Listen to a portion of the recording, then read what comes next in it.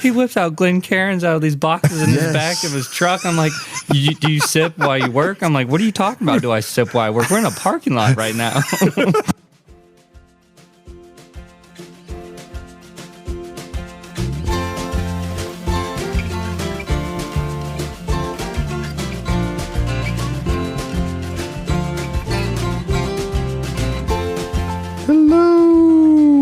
Welcome everyone to episode 105 of the Mashup, the best bourbon conversation you're going to hear all week long.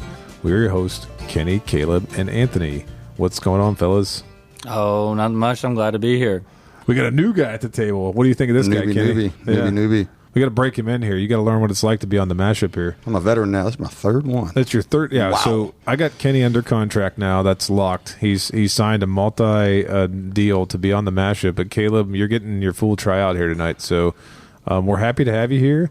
And I wanted to start off by sort of having you telling our listening audience what your connection is to bourbon, but then Kenny and I are going to jump in and talk about how we met you. And we're going to really like you. Yeah, and we're going to make funny and stuff. So, yeah, that's going to happen next. For it. Yeah, I get hassled all the time by these old geezers around here at the table. Hey, don't make ageist remarks. Well, I'm half the age, so yeah. no. I'm follically challenged, so I'm double disabled. You cannot talk about me like that. Well, for real, I didn't even really start drinking until I was like 22, 23. I was in college, and I went to a Christian college, and it was what it was. There was none of that, huh? There was none of that going on. I was an athlete and didn't partake, but when 2020 went down and the whole world went to shambles, I got into bourbon. Not for the bad purposes of it, but because everyone got into bourbon at that time. I feel like there was the bourbon boom from 2020 to 2021. And then that's basically how I got into it. And I grew up around bourbon a lot with my family, but they were all into just Jim Beam White Label and Jim Beam Black. That's what my whole family grew up on. Oh, nice. Yeah, everybody can share in that experience. So you went from like elite level athlete to COVID, and COVID broke you, and you were like, I got to get my nose in a glass, and I got to start tasting this bourbon. Huh? Oh yeah, dude, I was choking it down from the very beginning. I'm like, dude, this stuff's not good at all. And then I'm like, oh wait, this gets better after about a couple months. And then it's like, oh wait, here are all the notes that people are talking about. Yeah. So we all know each other here at the stable, but I kind of want to shift over to Kenny here, and you got to tell me, like, it's almost like, the holidays when you get together with family, like, you have to say something nice about the person next to you. You guys ever done that at family events when somebody's like tries to prompt you to say something? Not my family. No, mine.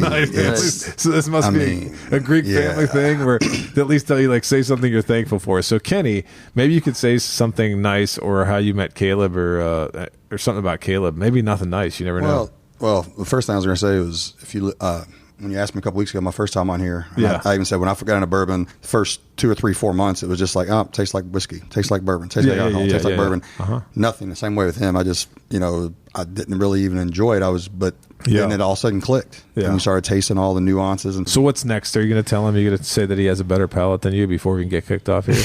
Well, so I'd tell everybody that Caleb and my wife both, as far as descriptors and picking and pulling things out of bourbons, 100% blow me out of the water, not even close. As in, I think he's full of crap sometimes when he describes something, but he writes this long poetic, Don't break up anything Jack Daniels related.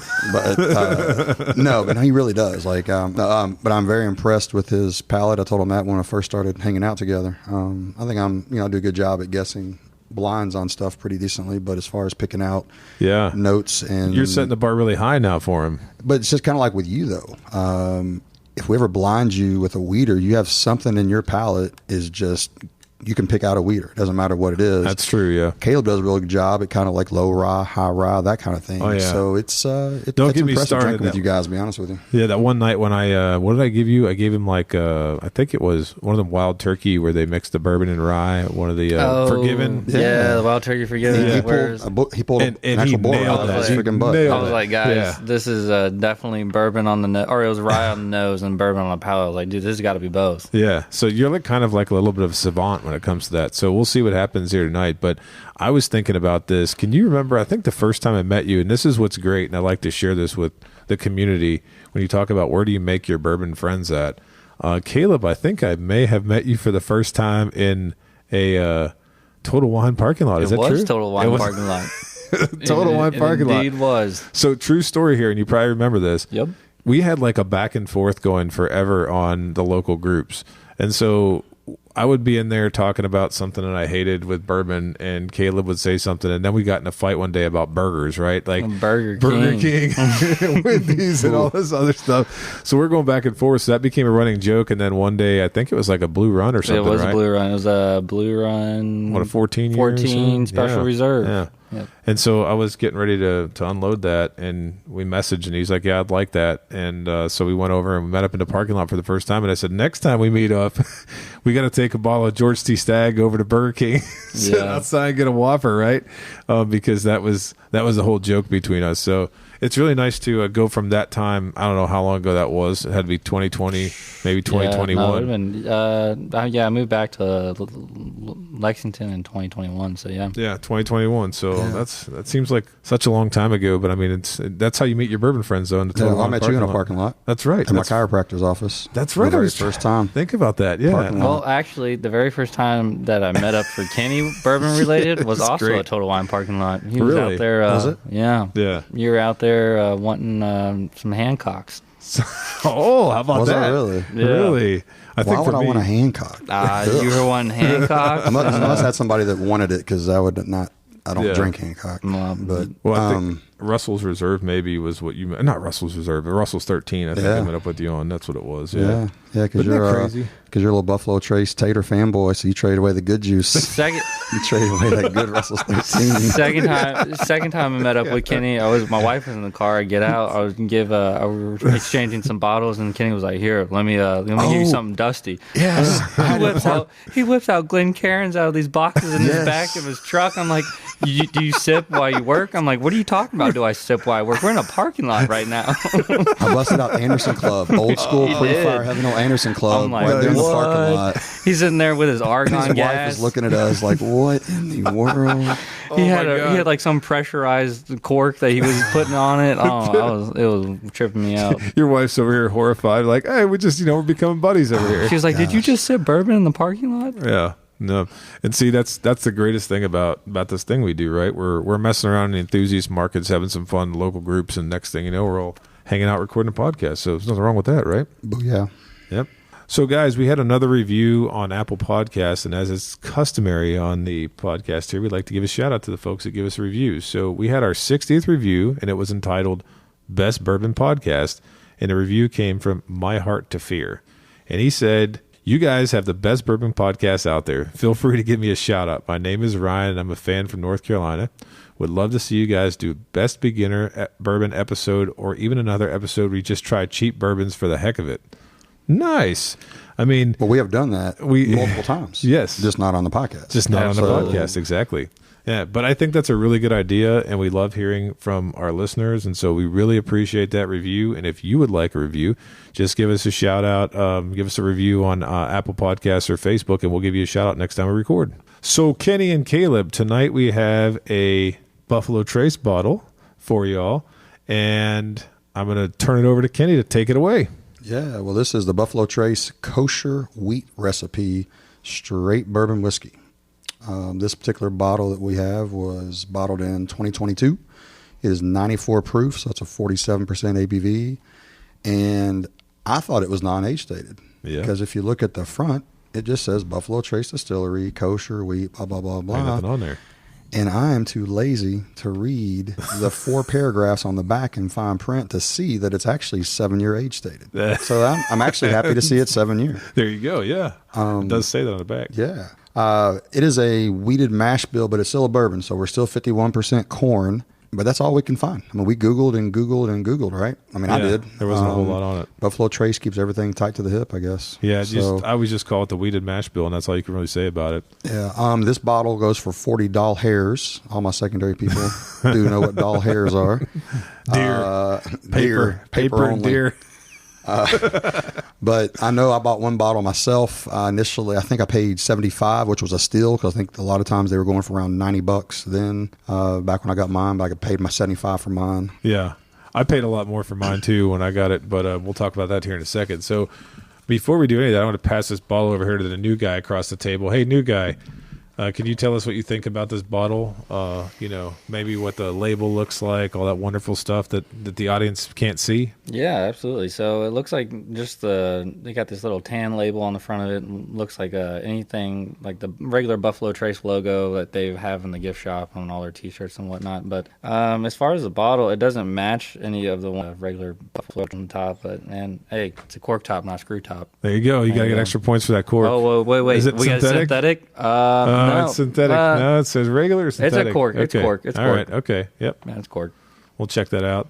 And then I don't know. I don't particularly think this actual presentation is all that sexy. I hate to say it. Like, Buffalo Trace puts out a lot of product that, like, you see that E.H. Taylor tube. Sorry to get romantic over here, but that's a sexy presentation. And I look at this ball, it's kind of plain. Yeah, I mean, I'm not sure why they do that, but maybe it just to make it look more throwback. Well, plus they just release this once a year, right? Yeah, I think it just releases right after Passover every year. Yeah, I think it's maybe on purpose that way, just to understated on purpose. Understated, yeah. You put it in the shoe category. You open up your closet, you see a pair of Sperry's in there. That's what it looks like. It's a Sperry bottle. It's a Sperry bottle. That's a good descriptor. See, Absolutely. We told you this guy's got descriptors. It's your granddaddy's loafers. So we mentioned earlier that we didn't know a whole lot about this whiskey because I think it's only been released since 2020, right? So it debuted in 2020, and Buffalo Trace kind of has this whole story to it. We talk about bourbon and marketing and what it means and if it's real, legit, or whatever, but this whiskey is a partnership between Buffalo Trace and the Chicago Rabbinical Council, and kosher law mandates that the whiskey should not be owned or consumed by Jewish people during Passover. So in this press release, Buffalo Trace says that supposedly they timed the release, not supposedly. They're supposed to time the release every year to coincide with the end of Passover. The end of Passover this past year was April 13th, and so rejoice, we can, safely enjoy this whiskey if we were following in kosher law, right? Right. But did you guys see a 2023 release of this? I haven't seen it yet. No. Yeah, I haven't either. But I never see it. Yeah. If you're here in Kentucky, you don't see anything or any of the kosher brands on any of the shelves. Well, I was going to say, if I think really hard here, I think when I got this bottle, I may have got it in like September. Yeah. So how does that work? Why was it just sitting around in September for me to buy back then instead of after Passover like it was supposed to be? I'm not sure. But going backward here a second, do you guys know much about like kosher whiskey or like kosher anything? I know about kosher pickles, and that's about it. Kosher pickles, Kenny, any experience with kosher? Kosher hot dogs. Kosher hot dogs, pickles. Right. They can't have all the extra additives and fake stuff. Hebrew and National. Right, there you go. So without knowing a whole lot about, the ins and outs of kosher, right? I do know that obviously things are kosher and they're not kosher. And I actually did a phone a friend before we recorded tonight. Did you guys? Who do you think I called? Take a guess. Do you know who do you think I would call? I think you would call Jewish Space Laser. That's who I think you would call. Actually, Kenny, that's a very astute guess. So that is a reference to a pick that was done by Aaron Rothke, who is a store owner of Happy Hour Liquor. Who I've met on multiple occasions, and was a great guy. Also a great guy, Jewish American, and he actually has a bar up there at his store. Happy Hour Liquor has a great, it's like what? How many tier bar does he have over there? I've drank there 4 or 5 times, and he actually has a very, very large selection. Yeah, it's a massive selection. And so I actually was messaging with him on Facebook because knowing that he's Jewish, I just said, hey, can you tell me a little bit about whether or not this Buffalo Trace kosher wheat bourbon is actually like done correctly, if the marketing makes sense and everything. What did he say? Yeah, he actually had some really good knowledge. Like, I can't remember everything that he said, but the basic gist of it was this. He said basically most bourbon, by the way that it's produced with the new American oak and everything else and the ingredients, is actually kosher. He said, but once it gets passed around, if it's not owned by a Jewish person or not blessed and stuff like that, then it can't be kosher at the council. Pre-blessed bourbon. Yeah. He said that everything is pretty much by the book, what Buffalo Trace is doing. He said the biggest gripe that he had was that they claimed to be the first ones to do this, and he said it's absolutely not true. He said there's a whole bunch of others who have done kosher whiskey and done it the right way, and he didn't want to go into elaborating, but basically he said, partly marketing, but also, clever the way that they did it. Buffalo Trace and marketing machines? No way. No. On the back of that label that I never read till tonight, they did say on there, the Buffalo Trace, they cleaned the bottling lines beforehand. Okay. And that no contact was made with non-kosher spirits. So they're taking this very seriously. They actually, yeah. So I'm not trying to crap on them or anything, right? Buffalo Trace is they're a juggernaut for a reason. But I was really happy that I could connect with Aaron real quick and have a chat with him. Man. Yeah, he's a really good guy. If anybody's in the area, he always has tons of picks available. But his tasting bar, honestly, he has one of the bigger selections in town. Yeah, definitely check him out. I know he's got big things planned, and we always like to support our local liquor stores. So definitely check out Happy Hour Liquor if you get a chance. So let's go ahead and crack this open and get to nosing it. Boom. Yeah. I love that sound. Oh, that's a big pour there. Pass it around the table. So, kosher, you can have more of it. Kosher, yeah, that's right. I think that's what that means, right? Kosher, you can just drink as much as you want. It doesn't matter. Wonderful. I'm in for that. So, gosh, on first nose of this, I get a lot of sweetness. Yeah, there's definitely sweetness. Almost right away, it jumped out in the glass to me. It was if you ever walked into a barn where we got hay bales and it's moist and damp. I get that. There's a hay right at the beginning, and then it just goes straight into the sweet, deep caramels. So I guess it depends on what's going on in that barn. I'm just kidding. Yeah. No, but that's why you're on the mashup, because of things like that. I mean, wet hay in a barn. I mean, come on, man. It's moist. It's very sticky. I get also the sticky maple syrup. Yeah, no, I like it a lot. It's moist and sticky, Caleb. Yeah, moist and sticky. We're talking about donuts. Must be. I get a little bit of a berry note as well, and not I get a little bit of tobacco. A little tobacco? Yeah, there's a little bit of tobacco. It could be that barn thing. Yeah, tobacco maybe the barn, barn's got hay the tobacco in the barn. in it. Yeah, same thing. I mean, you store both in the same. Yeah, I will say this. It's actually a really pleasant nose. I mean, I'm not picking up, it's 94 proof, but I'm not picking up any, hardly any ethanol. Are you guys getting any ethanol in No, this? not at all. Yeah, it's I get those hints of cherry, definitely, that you get off those Stag Juniors, or I guess we call them Stag now. Stags? Yeah, Stags, no Juniors. Stags Juniors. They went into their adolescence. People still call them Stag Juniors, though, don't they? 100%. Yeah. It's Stag, dang it. So as we're nosing here, I wanted to point out what you guys will know maybe is the obvious, but some of our listeners might not know about. Buffalo Trace is a prolific producer of wheat whiskeys. We've reviewed some of them on this podcast, but unless you're living under a rock, you know that the other prominent lines that Buffalo Trace has are Pappy Van Winkle. We have our Weller as well. Wellers, passionately referred to as the Wellers with the Z. And William so LaRue? I can't imagine that this recipe is different from that. Even if it's stored differently and barreled or whatever they're doing to make it kosher. Yeah, no, it should be the same recipe. It's just a matter of where it's stored, that particular barrel, if that particular wood made it premium, and they let it age for longer as they taste it, and which part of the rick house, and what proof they bottle it at. That's true.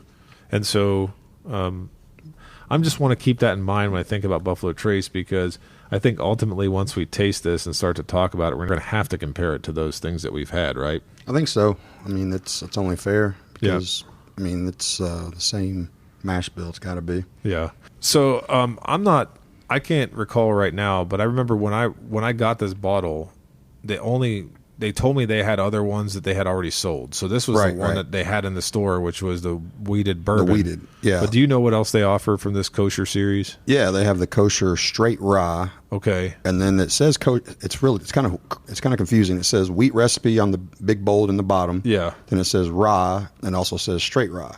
But the rye is actually a bourbon. Oh yeah. So they have a bourbon. They have a wheated bourbon, and then they call it a rye bourbon. That was two ryes. So I don't know if that's maybe a higher rye mash bill for them or why they're calling it that. And then they have just a straight rye, so it'll be at least 51% rye mash bill. Don't you think they should have kosher mash bill 1 and kosher mash bill 2 for simplicity, right? But don't you think that's what Buffalo Trace does, though? I heard the reason that they can get the different lines that they have, a product that they have, is because it's really all about their maturation.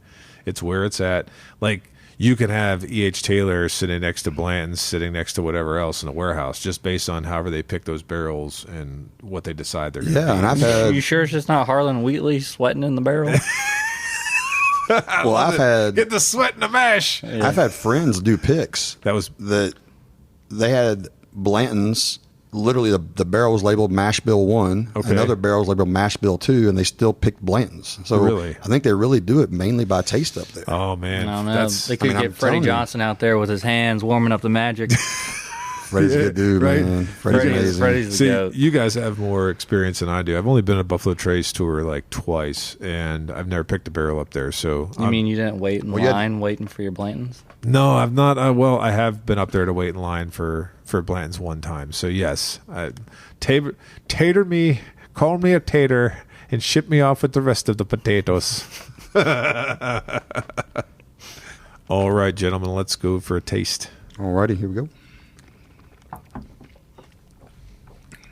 Ooh, it's a little tingly there, but I'm getting cinnamon. I'm getting cinnamons. Yeah, like cinnamon stick. Okay. Yeah, not the powder, more like straight up cinnamon stick. Yeah.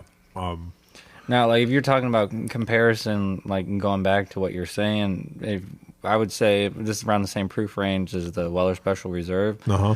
To me, right away, it tastes a lot like Weller Special Reserve, but just with a way more boldness, and a little bit more taste to it. I don't know. It could be that cinnamon. It could be some more like white pepper to it, but it's definitely like a way bolder version of your Weller Special Reserve. Like people love Weller Special Reserve because we can drink it neat because it's smooth. It's smooth. It's smooth. You didn't say smooth and vanilla though? Are you getting any of that? I don't know. Smooth and vanilla. I do get a little hints of vanilla, but I'm getting way more cinnamon. Right I don't get much vanilla. What do you get? Yeah. What are you getting, big dog? Definitely some cinnamon, but that's for 94 proof. It's actually pretty viscous and rich. I was really surprised. Good mouthfeel. I did have this before, sticky, but it's been literally a year and a half ago. Okay, I forgot whose house I was at. I didn't get a chance to spend much time with the bottle. Just tried it. I just tried it.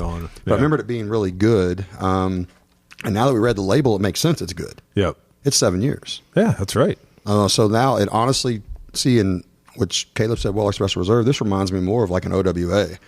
I'm getting more OWA vibes on this because it is definitely richer in flavor. I'm getting some cherry and some campfire smoke on the back end of it. And then where you said you don't get the ethanol on the nose, I don't get the ethanol because believe me, I'll drink some Weller Special Reserve and it still has a lot of ethanol on it. Yeah, absolutely. This I don't get that. Man, that's really. I mean, I like that assessment because for me, I do have to think about OWA and Special Reserve, and then also I know that we reviewed CYPB on this podcast, and that was at 90. Was that 90 or 94 proof? I can't remember what CYPB is, and we enjoyed that. And I mean, I think that that's different than this, but I definitely think that this is leaning in that direction. So, and I think the Weller Single Barrel, the Pumpkin Weller, is 94 proof, isn't it? I think so. I think it is. Yeah. Now, even on the finish, it has a decent, I would say, a medium finish to it. It's pretty bold bodied, and this is definitely.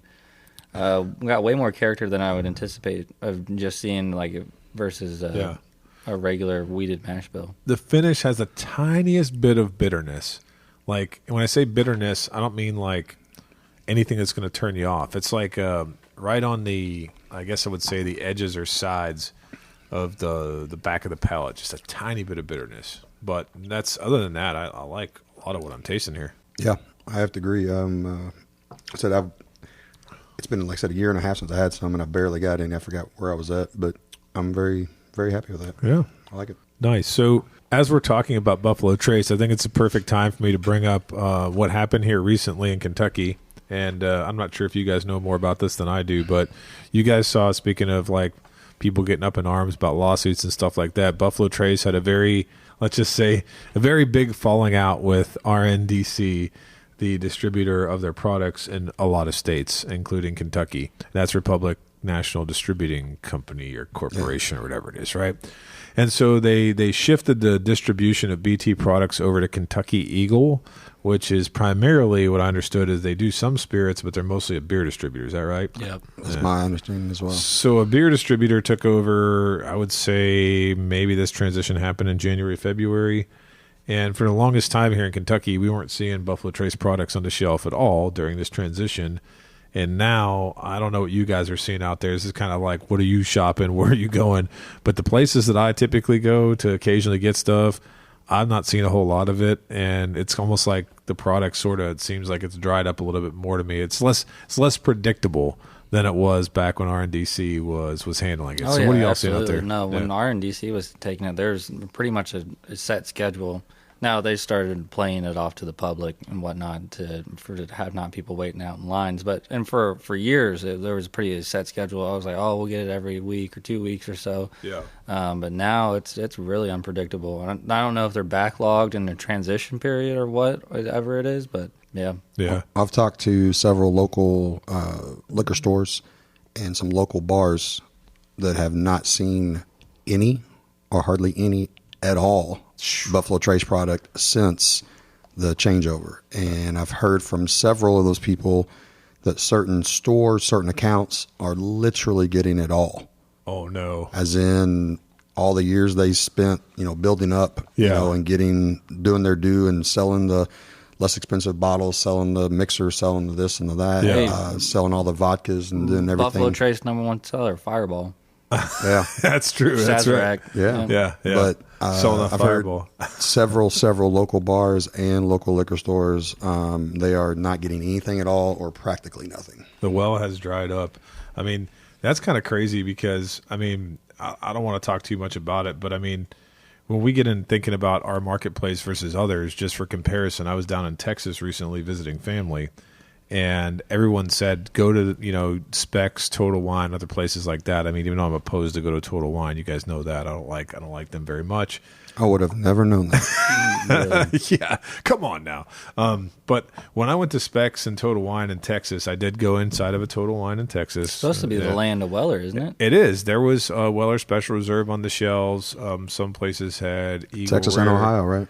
Texas and Ohio, land But of Wellers. Texas had the Wellers. They had the green. Ohio's known for the red. Yeah. Right. When we're talking about our Christmas colors, and so I didn't really. I wasn't going to travel back with Wellers, but it was kind of surprising to see that stuff sitting on the shelf because we hardly ever see that stuff sitting on the shelf here. So, gentlemen, would you pass, try, or buy on this Buffalo Trace kosher wheat recipe bourbon?